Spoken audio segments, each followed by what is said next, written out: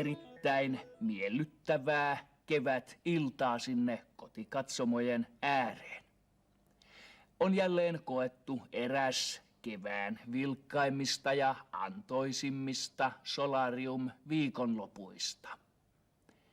Menkäämme välittömästi palloilulajien pariin.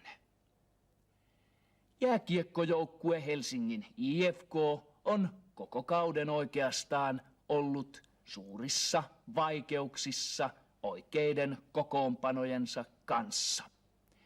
Valmennusjohtokaan ei tästä selviä aivan puhtain paperein. Nyt kuitenkin tilanteeseen on tulossa apua tuolta itärajan takaa.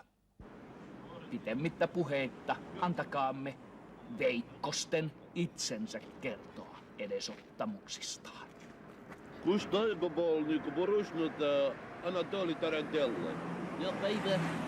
Hän on siis huippujääkiekkoilija Anatoli Tarantella. Anatoli Tarantella. Minä olen hänen valmentajansa Sakari Pääsiäinen. Me olemme edustamamme urheiluseuran Inkerin moottori- ja urheilusporttiseura Vauhtia Lämeri. Inkerin Vauhtia Lämeri. Ja siis kuten sanottu, me olemme tulleet tänne sekä kohentamaan IFK:n kiekkoseuran pelillistä tasoa. Graskoisnova Pirssina. Pirssi oli siinä, sanoo hän, Anatoli. Graskoisnova Bosnova teamista remmin mjani.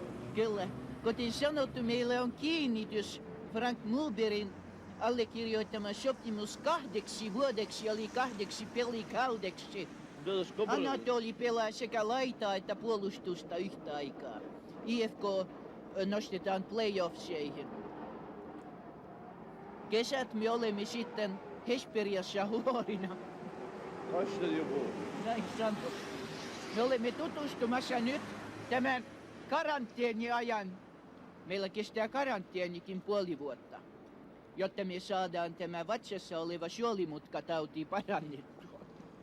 Anatoli, alkaako helpottaa? Ei helpota ilman viihdykkeitä. Hän haluaisi viihdykkeitä. Me voimme tässä nyt katsella Helsingin urheiluelämää ja ruumiinkulttuuripaikkoja vähäsen.